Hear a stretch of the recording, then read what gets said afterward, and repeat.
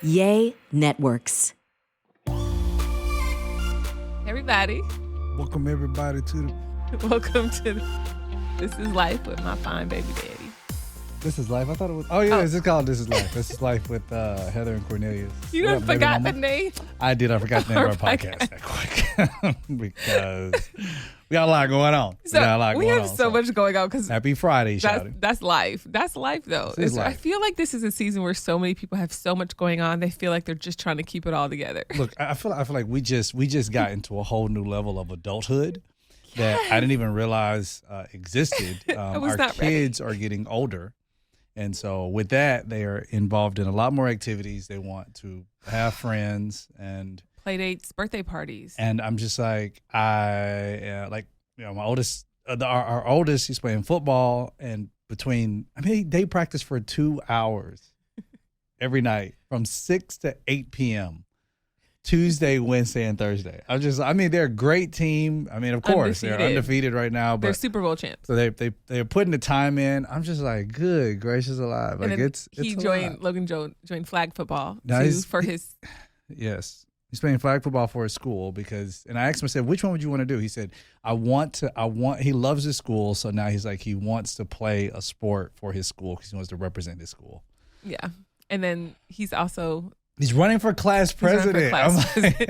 I'm like, bro, what? What are you not doing? Oh my gosh. And then he's like leading chapel in prayer. And he's doing so much, but that's just one kid. But that's not the point of today. Again, I think it's just hitting us at wow, we're whole adults. I just stay exhausted. That's accurate. Just stay exhausted. Last night we looked at each other in bed. We're like, are you ready for this week? I know. It's like, are you prepared for this week? Because we're just not. We're going to do it together. Yeah. We're in this together, babe. You did bring it all together because I was beginning to sulk for a moment. Like, God, let me just enjoy these hours. Like, babe, I grabbed your hand. I was like, just sit down in the bed and do nothing. I said, we're in this together. We gonna make it through. I know. What was that, Hunger Games? So shout out to parents, single parents, whatever, that are trying to the Mockingjay. Just hold it all together. We got you. We see you. You. You're not alone. Okay.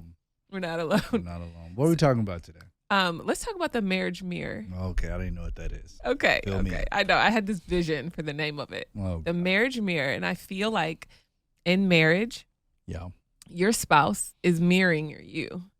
So either you look in the mirror and you choose to change, or you stay the same and you die the same.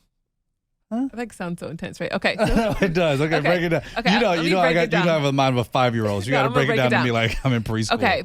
So I feel like in life, in marriage, it forces you to face who you are. If you don't face your crap and change and grow and develop, you're going to die the same way. And I feel like that's why some people, this is like a stigma, like the people that stay in the same town their whole life and a small town and they never change and they just remain the same. And it's like, why are you still going to the club at 80? You 80 at the club. You know what I mean? It's almost like that mindset. Like if you don't, marriage forces you and challenges you to change your mindset. Mm-hmm. And I feel like when I look at you, I see a mirror of myself. So when you look at me, what do you see? I see, dun, dun, dun, dun, dun, dun, I see my fine husband. Okay, but besides that, besides number two, that. I see grace. I see so much mercy in you, and it's so inspiring to me that I need to work on that. But grace and mercy? Yes, I do. I see that in you because you're so patient with me. You know what I mean? And I feel like that's a great compliment because sometimes oh my gosh, no way. I'm legit. Baby. Sometimes I'll be like, shout it. Baby, come on. You're so patient with me. Okay, you are. No, that's I'm glad. I thankful. Can now listen, I can really subconsciously don't even realize I'm doing it, but push buttons that are so hurtful. Whoa. I can, and I know that I can, but I think while I'm in it, I don't think that I am doing this. And then when I step back and reflect and I look at my marriage mirror, I'm like, oh snap, Heather, you kind of petty. You need to grow up in these particular areas. You know what I mean? So now this isn't me to bash myself. This is self-reflection that I'm like, okay, getting in hard conversations with you makes me really look at myself like, Heather, hey, you can't self-sabotage because sometimes I can do that. And I realized I had a trend of doing that from when I was dating back in my dating world. Mm-hmm. If I get upset about something, like I'm going to push you away. So I'm like, I'm just going to push you away because I don't want to get hurt. Even though you didn't do anything, I'm just going to push you away. Right? Because because I'm trying to protect myself. And it's like, if I have to be honest, like I had to go back and like look through all my crap and work through all my crap and my trauma and be like, where'd that come from? Oh, that came from, deeply rooted in daddy issues. Right. And then adoption and rejection. And it feels like there's an unraveling that happens when you stay, especially married long enough to see what your crap is. And I feel like in the midst of the crap, people quit because it gets messy. It does get messy. It's not pretty. Like, it's ugly to deal with your stuff. It's ugly to face yourself and be honest with yourself. Like, I'm a recovering perfectionist, so I'm not perfectionist anymore. But the only would never admit that, hey, I push buttons sometimes. I was going to say, like, I really want to, like, kudos to you for even admitting it. Like, that's a lot. That's big. No, I mean, it is. That's big to be able to admit something like that. Like, that's huge. Yeah. And I mean, kudos to you for even having that depth of introspection to even be able to say that. Because the problem is that a lot of people just don't say that. A lot of people just are not willing to face the facts or even own their own crap. Like I know I can get angry. Yeah. And it's like having to face that and say, like, yo, like that is an issue. That's a problem. And you have to be able to work on that problem. And, just kind of trying to figure out, like, what are those triggers, even like trigger that moment where it's like, oh, Hulk, Incredible like, Hulk, crazy black man. And it's like, okay, I am. I'm angry. Like, I'm angry over like my father's situation. I'm angry over. That's real. I'm angry over the fact that I feel like I have all these things that I need to get done without the time to get them done in. I'm angry over the fact that I feel like I have all these different expectations I need to live up to, and I'm not trying to really live up to any of them. But then there are some that I feel like I need to live up to, and then it's like life is ghetto. So it's like I'm just life be ghettoing. Life be ghettoing. And then like, I get angry because I feel like, well, like dang, like.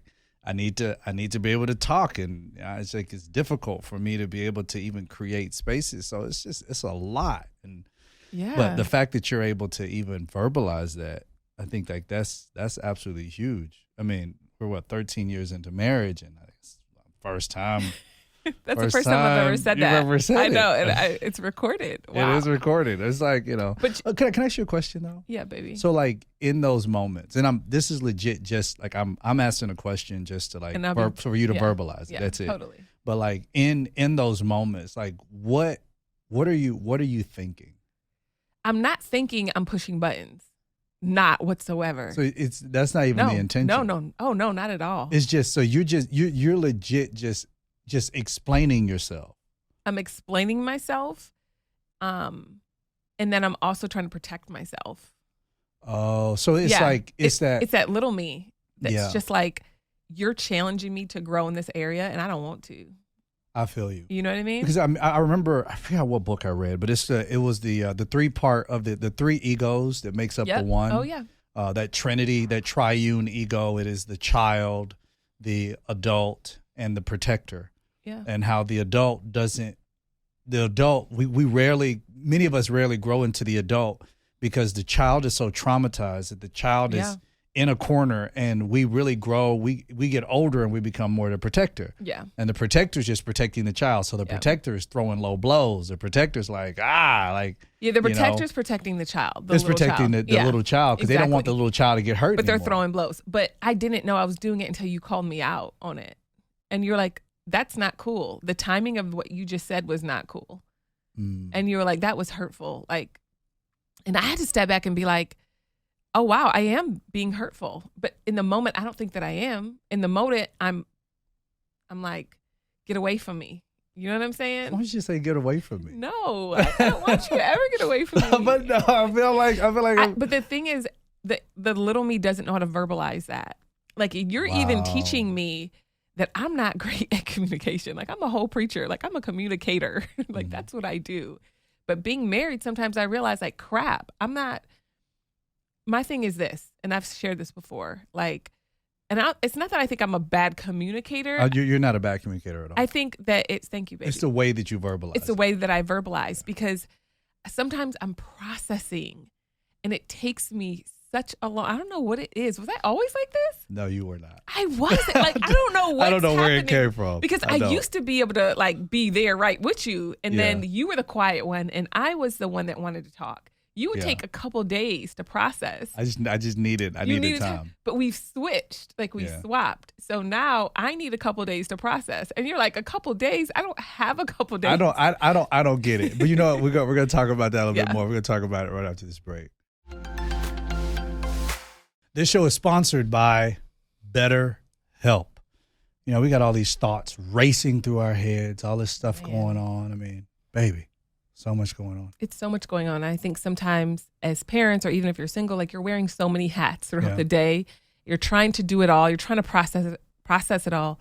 Sometimes you need that outside voice that is non-biased, that can help you walk through and give language to the season that you're in and give language to those racing thoughts that are going on in your head. And that's why we love BetterHelp. Yeah. You guys, online therapy literally made easy, okay? Mm-hmm. You can connect with a therapist within 48 hours, you guys, which I think is amazing. You can do it online, so you don't have to, go anywhere in person. You don't even have to show your face if you don't want to. If you just want to be able to talk to somebody, you can. Right. They match you with a therapist, and they walk through those, racing thoughts, anxiety, stress, whatever you're going through in your life. Yeah, and I mean, it's just so easy. I mean, you fill out a brief questionnaire after they match up with somebody. And the cool thing I like, if you don't like the person you matched up with, cut that thread and get you somebody else, baby. Like I feel like BetterHelp thought of everything. They did. That you needed to really make it easy and make it simple. So make your brain your friend with BetterHelp. Visit BetterHelp.com/Lindsey's, LINDSEYS today to get 10% off your first month. That's BetterHelp, HELP.com/Lindsey's, LINDSEYS, BetterHelp.com/Lindsey's, 10% off. So, I mean, we jump back into this. It's like, my wife is explaining how she needs a couple days to process. And for me, I hate leaving things. Like the worst text I can receive from somebody is, we need to talk. Oh, yeah. Because in that moment, that's anxiety. I don't have time for it. Like, you can either talk to me right now or we'll never talk again. Like, because I don't have time to be like, oh, we need to talk, but we could talk next week. Yeah. No, Negro, we're going to talk today. We're going to talk right now. I'm about to call you. If you don't answer, then don't ever call me again. But that's why I think happens. I feel like when we have those conversations where you're like, we got to talk this out right now, things might come out wrong. And it's not my intention. I just wasn't ready to talk. So now when I'm opening up, I'm saying things that I mean to say because I hadn't fully processed them. Okay, but there have been times where it's like there's been time where I process, where you process, and I still turned up. You still turned up. So I'll be like, hold on.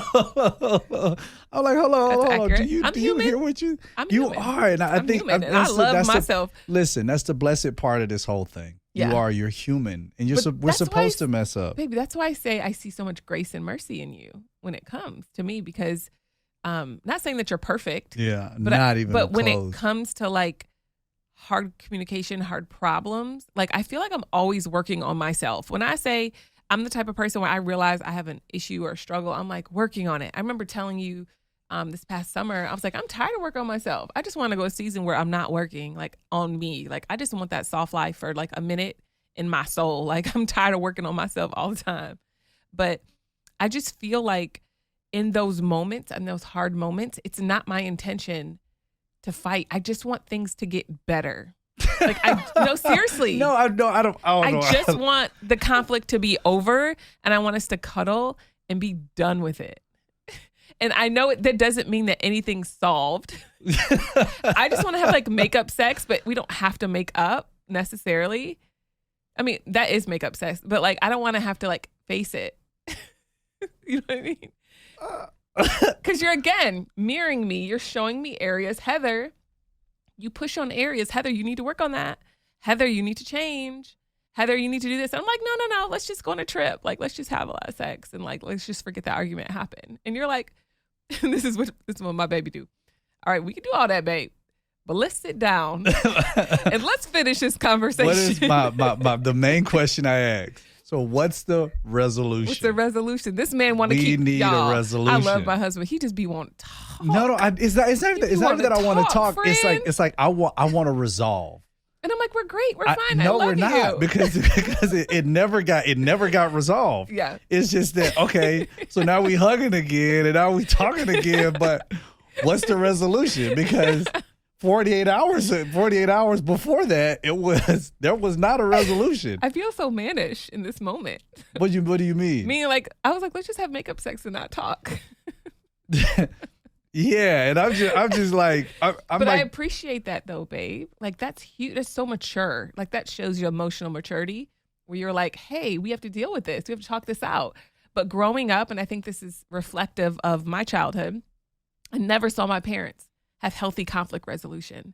Mm-hmm. I only saw everybody get along. I never saw my parents fight, not one time. My parents were married for 30 some years. Granted, I came in the middle of that, but I never saw them fight. Ever. And my mom said the beginning of their marriage, they almost got divorced because my father struggled with like alcoholism, drinking and stuff. But the first year she said, if you don't stop drinking, I'm leaving you. And he stayed. He like stopped drinking and all that stuff. But that's the only thing I ever heard of. And I heard about that when I was like 35. You know what I mean? Wow. So growing up, I never saw my parents argue. So when I see any type of conflict or any type of hard conversations, I'm like, no, my family sweeps stuff under the rug. Like, we don't really deal with it head on. We don't face it. Right. So then when you're a challenger in that sense, if you notice there's some weakness within our marriage, you're like, hey, let's face it, babe. Let's deal with it. Let's grow. Let's mature. And then I become a runner and a track star. You know what I'm saying? I'd be like, let's not. Let's not do that. Let's not face this. It sounds right? fun, but no. Exactly. Like, let's just go shopping, right? But I realize, like, I'll either pursue and get all my voids filled, right? Or I'm going to face Heather and I'm going to change and grow. Because if not, it's this cycle. It's like going on that mountain over and over again. Yeah. And I feel like we had a great breakthrough in a recent argument that we had where I'm like, whew, like, dang, that argument sucked, but I needed that because it was a marriage mirror to me to show me the areas I need to work on and change. And that's what marriage does. Either you look in the mirror and you see that stuff all over your face, and you begin to wash it off with the water of the word, getting before the Lord through therapy, doing what you got to do, application, whatever the case is. Read your sermon, your audiobooks, listen to your sermons, whatever. But those different things show me, all right, Heather, these are some areas where there's might be some weakness in you. Right. And then now I take that to the Lord in my quiet time. I'm thankful for you to even like have the desire to even come back to the table to discuss it, you know, like, that's huge. Thank you, baby. Because I mean, a lot of couples just don't do that. Yeah. And then I also appreciate that you come to the table like with an open ear to really hear, you know. And I think that like that's cool too, because like I always tell you, I want to know exactly how you feel. He does. And I'm like, I don't want to say it. But then that's the craziest thing to me because you're always like, well, I want a safe place to be able to share things, and I'm like, yo, I want to hear it. And then you'll say something. I'm like, yo, that's mean. God, dog. I know. Like, you just came from my entire life. Like, you don't see that? And you like, no. I'm like, golly. I'm like, I wanted to hear it, but God, dog, like, it's only so much I can take. Or do you not want to hear it, babe? I mean, I do. I want to hear it, and I always want you to know, like, there's a place at the table to be able to talk about it. It's just and like how it's said. But that's the part where I struggle with sometimes, because I'm like, and I've said this before to him in a discussion where I'm like, it's an argument, baby. It's okay. Isn't that funny how my childhood is still leading the way when it comes to conflict? Arguments are fine. I hate that word. We need conflict. Conflict brings test about and trials. Conflict. You old biblical scholar. No, conflict, fight, war. You need that because it ultimately makes us stronger. We became stronger as a nation after battle. Oh, all right. Everybody calm down. Okay. You need a battle. Okay. You need a war. Like, you need a fight with God first for you to recognize identity. All right. You got to wrestle with him all night until the daybreak. Okay. When we wrestle. Don't use the word well, people wrestle. go think that like we beating up each other. When we argue. When we have an argument. Mm-hmm. Thank you. Oh gosh, that word feels so weird. Okay. Isn't that weird? No, it's I'm not. like married 13 years and I still don't like the word an argument. It's a preference. It's okay. Yeah, it's fine. I mean, discussion, argument. It's a preference. I feel like you get on to me about that sometimes. Okay, can we talk about this? Can we talk about this? Because you'll say that a lot, and I'll be like, hold on. Exactly. Let's set it up for the people though, because they're not in our conversation. Okay. Right. So I feel like you're like, it's the way you're communicating. You're communicating, but I don't like the way you're communicating because you can't hear yourself. Who, me? Yeah, no, that's what you say about me. Okay, You'd be like, babe, it's how you're saying it. Like, I wish you could hear yourself say what you're saying in the way you're communicating. So my thing is like, I'm a runner track star, but I'm recovering. So I'm not running no more in Jesus' name, right? So I'm sitting there and I'm like, all right, I'm going to open up. I'm going to talk. He wants to talk. It's been a day or two. So I'm finally going to like process and like open up, right? And then when I do, you like, no, it's how you said it, babe. Like, you got to think about what you're saying. And I'm like, but that's what I came up with. That is what you it's like 24 hours. It's like 24 hours. That's it. That's what I got. Out of 24 hours. That's what you pull from this whole thing. Like, and the crazy thing is, he was like, that wasn't even the initial issue. Wasn't even the issue. So I think it goes back. We talked about this a couple weeks ago on the podcast. Like communicating, like, what did you hear me just say? Yeah, but I do have a question I want to ask you though. Okay. But I'm going to ask you this right after this break. Yo, so people out there trying to get that credit up. The summer, credit together. the summer is ending. We get into the holiday season. You need the credit to be up because you got some people out there you need to be buying some stuff for. You trying to buy that car. You need that credit to be where it needs to be. Come on, I mean that's that's why they need to get up with this Chime Credit Visa credit card. They got to get it. They got to build this thing up. Okay, whether you're doing it for yourself or somebody else, right? You want to make sure that you're building your credit. You need good credit sometimes to even get a job. I remember my old job, we would do credit checks to see if they have a good credit, to see if, because it was a financial job. It was a finance job, right? So I think you need to have that. And then also to buy a car and to get a home anything. and a house, unless you're buying everything for cash, right? But if you need to build your credit, like 99.9% of the world, I love Chime Credit Builder Visa Card. There's no annual fee, interest, or credit checks to get started. You can use it everywhere Visa credit cards are accepted. Build your credit using your own money. It's cool. You can access, over 60,000 plus fee-free ATMs. You can send and receive money no matter what bank account they use and cash your money fee-free. So start building your credit up. Open a Chime Checking account with at least a $200 qualifying direct deposit to get started. You get started at chime.com/LWTL. That's chime.com/LWTL. The Chime Credit Builder Visa Credit Card is issued by Stride Bank, N.A., member FDIC.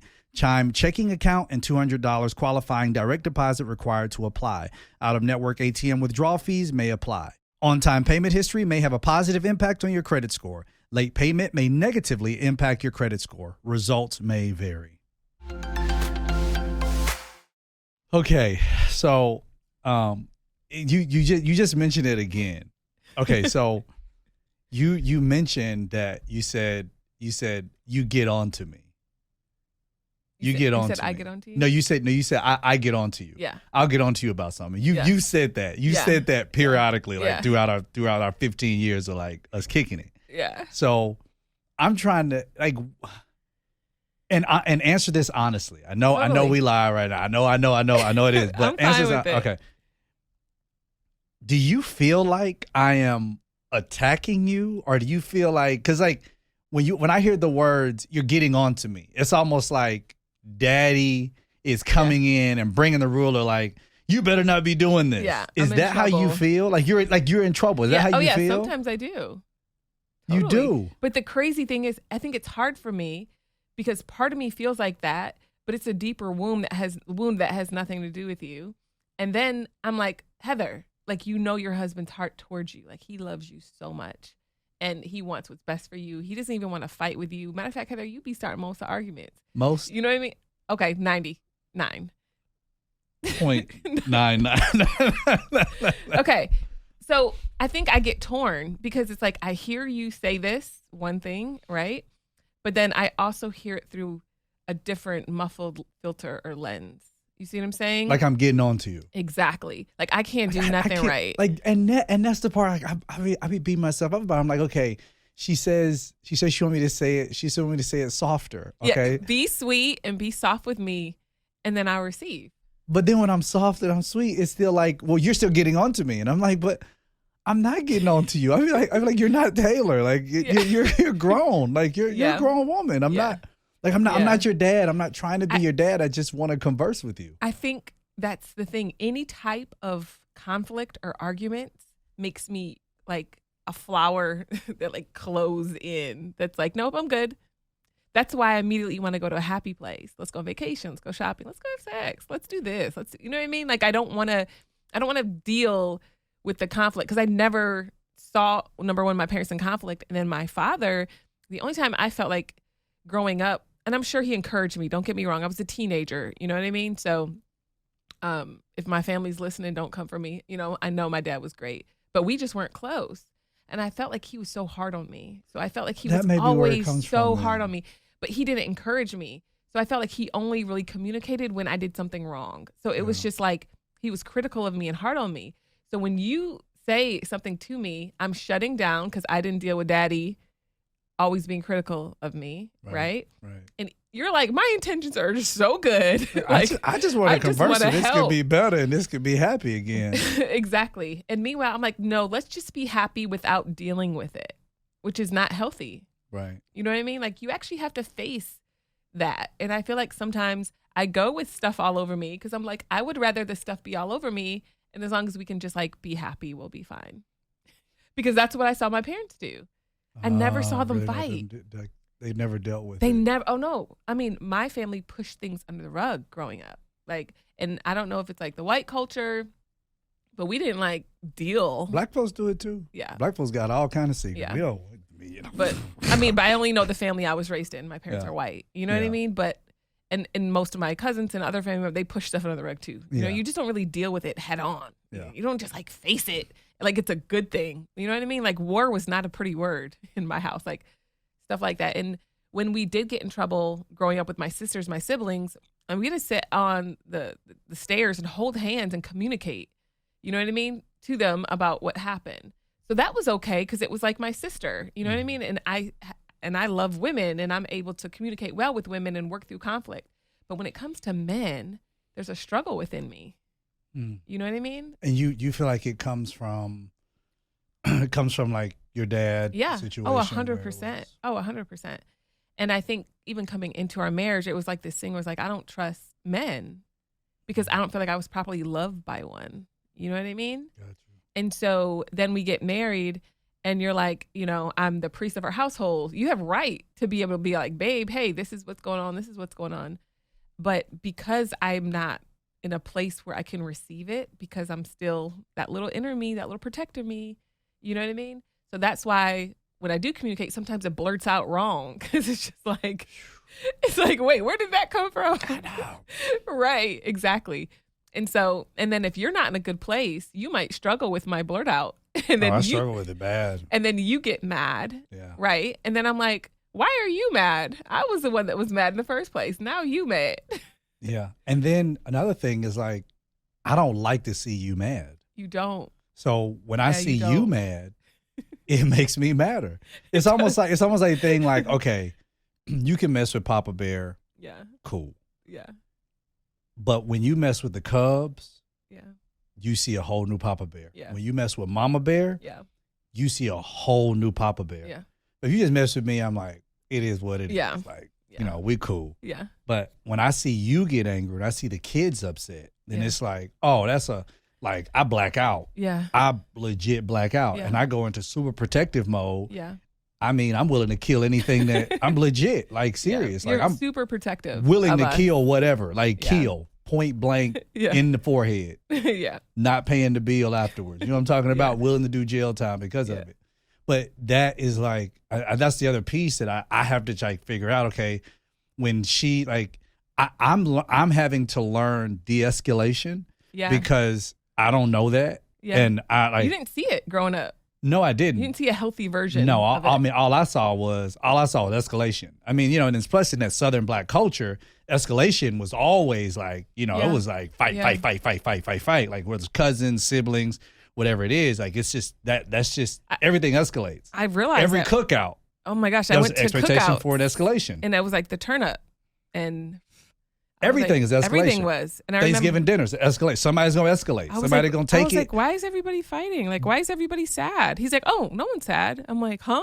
They're It's just the way cussing we each talk. other out. Yeah, it's the way we talk. Yeah. Southern Black culture, like, I was like, but he was dragging his wife, like. Yeah. In front of everybody. We talk about each other. We like, I'm gonna beat you up. You ain't never known us beat up nobody. I mean, that's just what it is. Like we just I was real so loud, real when I got mouthy. around But your family, I was like, wait, what? yeah, and so I grew up in an environment that was all escalation. So the point of like trying to de-escalate, I'm trying to like classical music has become such a great place for me because it helps me to refocus and it's like great de-escalation. I'm like, okay, breathe. Yeah. But I don't get the whole de-escalation piece. So that's the piece I'm trying to learn because I'm like, there's no way you're going to be a great leader unless you learn de-escalation. Yeah. Because I'm ready to pop off with anybody who pops off. In fact, I'll walk into certain places telling you like, I'm willing to pop off with anybody who wants to pop off. And he's like never been in a fight, y'all, in his entire life. I wouldn't say that. But, Oh, wait, you got no fight? No. I mean, let's not talk about that. Let's not talk about that. All right, we're discussing the car. No, we're not going to discuss the car. But wow. de-escalation is something that I have to. Wait, have you ever been in a fight? Let the people know. No, I'm not letting people know. They need to know all of my life.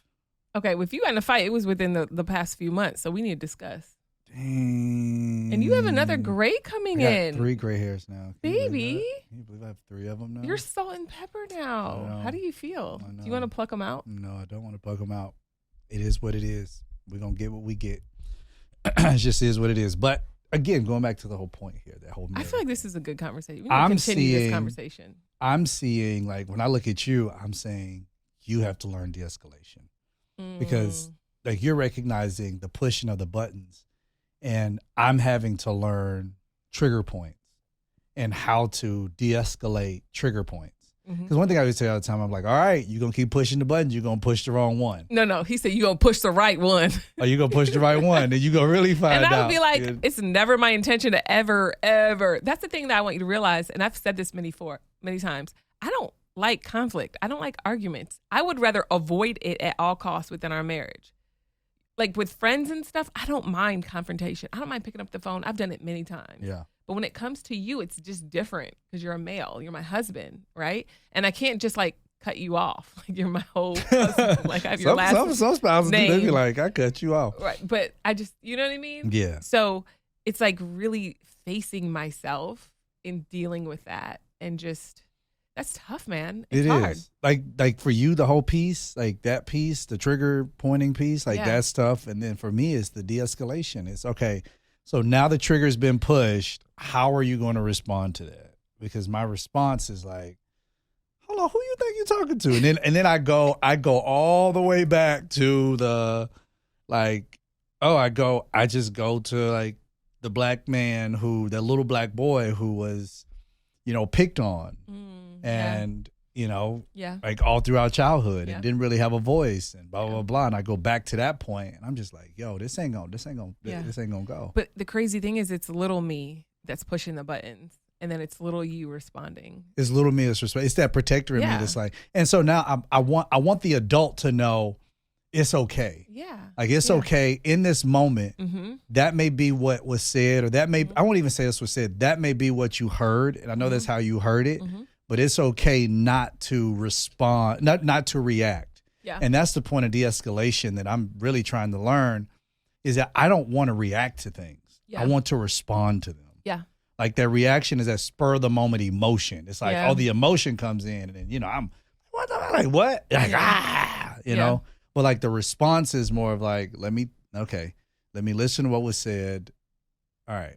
So that's not what we're going to do. Yeah. And I'm still trying to learn that whole response kit because de-escalation that's not my thing. Like I'm willing to go toe to toe with. But you do a good job Really? When you do. Oh, when I do. Okay. When you do. And when I don't, I don't. When you don't. When I don't, I don't. When you don't, you ain't doing good, friend.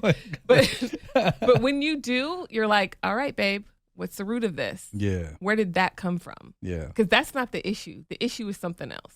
Yeah. You know what I mean? And if I could practice that yeah, all the time, like I feel like, okay, we would I feel like our conversations like would be in a healthier place because I can kind of help to lead and guide. And I feel like, as your husband, like as a leader, that's my job is kind of like to lead that conversation back to lead me, baby. That ain't where we're supposed to be going.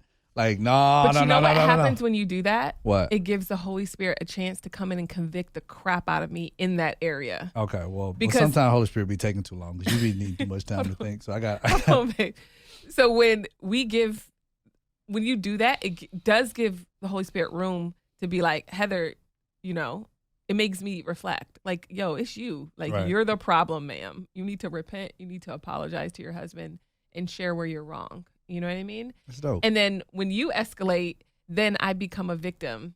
And then I'm like, see, I was right. He is wrong. Yeah. Because look at what he's doing and look how he's responding to me. You see what I'm saying? Yeah. So, and I think in the continuation is what we could talk about next week is you asked me a question like after an argument. You said, okay, so maybe I should just tell you when I'm naggy, or maybe I should just tell you when I'm this, and then like hormonal. I was like, no, don't do that. All right, let's share why next week. And then you asked me the question, and I said, no, don't do that. And you asked me, you said, so what am I supposed to do then? Yeah. And I said, let's do this, and we'll talk about what that is next week. So y'all, thank y'all so much for joining us. Sorry you have to wait a whole week, but it's gonna be worth the wait. Excited. Make sure you share this with your family, your friends, your cousin, them, mama, them. All that good stuff. We see your comments. We love you. We appreciate you. If you're on my YouTube, I can see your comments. I see your comments. I love you, even if you're a hater. Blessings, y'all. Bye. Introduces, we out.